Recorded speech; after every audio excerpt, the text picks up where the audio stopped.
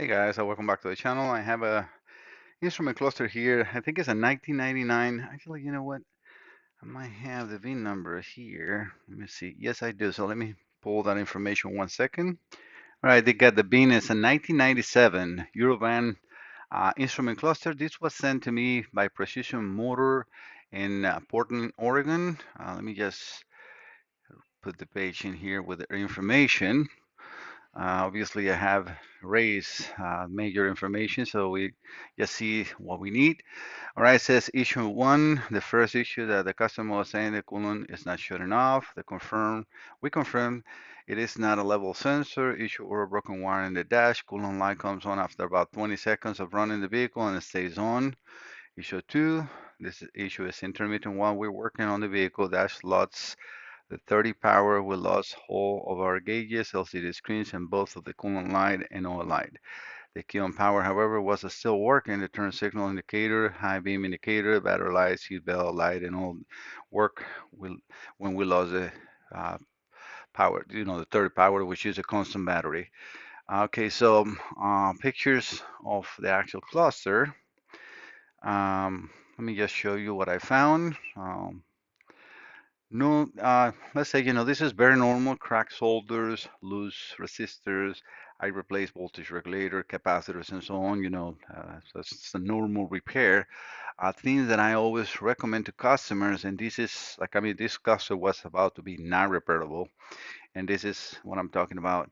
One of the capacitors leaking, I mean, tremendously to the point that it out the base of this board. I have to completely redo the pad. I have all the uh, pass-through connections. Like all these are little like rivets that I can redo. But yeah, you have to dig out the cluster and make it work. So it's not a normal repair, and this happens when we wait too long.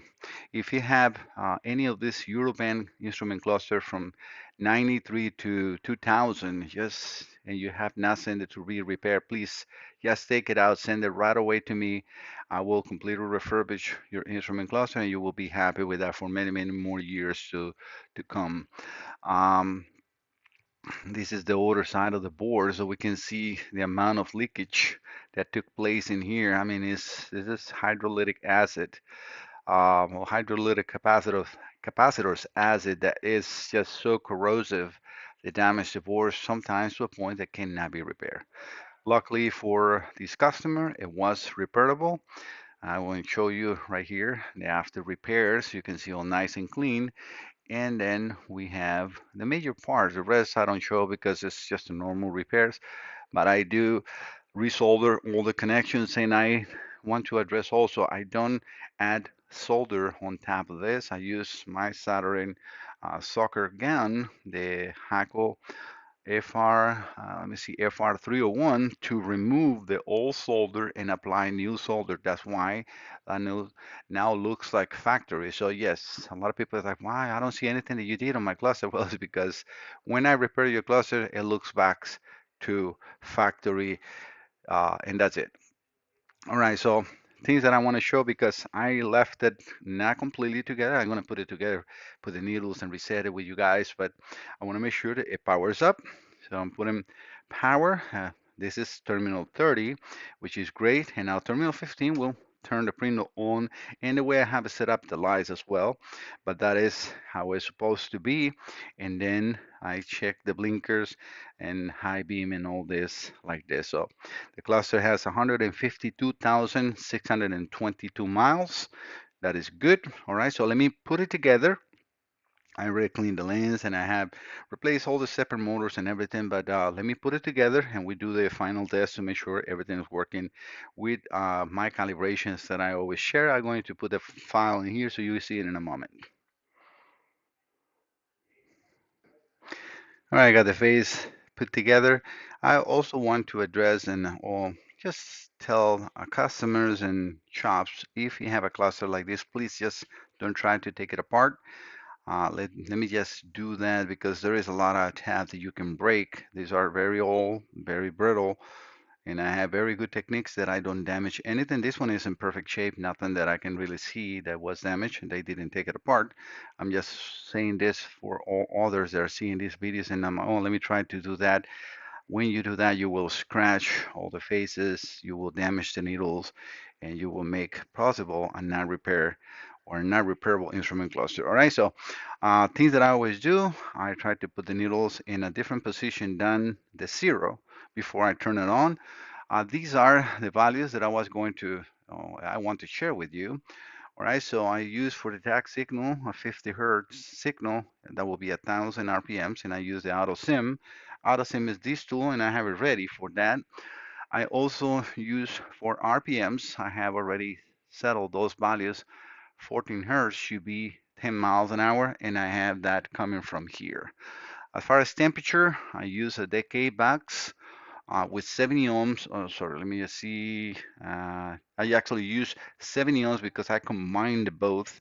When I do that, I will have a quarter of a tank. Let me just make sure I say that. I think it's half a tank of fuel, quarter of a temperature. Yeah, that's what I use with 70 ohms, and I have right now in 970. That should be zero. But let me power up so the needles should find its rest position, and they do. All right, ignition on. I want to first start with the speed. So let's see if we have 10 miles an hour. And we do have exactly 10 miles an hour as we are looking for. So let me raise this to 29.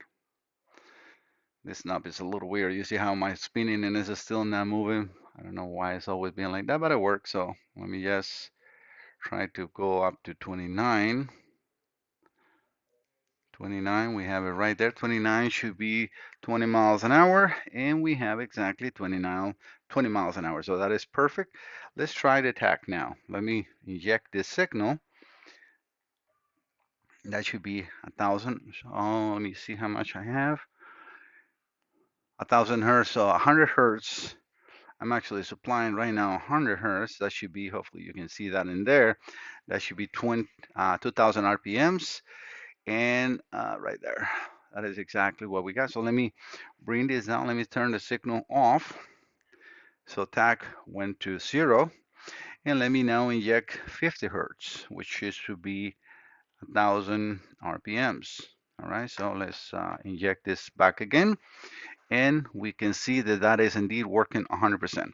All right, so now let me make the temperature and the fuel move. Perfect. So it's actually the opposite. So half temperature gauge and quarter of uh, fuel. So half of the gauge of temperature, quarter of the fuel gauge. It's been a little time that I don't do this one, but I always got my nose in there. So we can see the no coolant message, nothing is happening.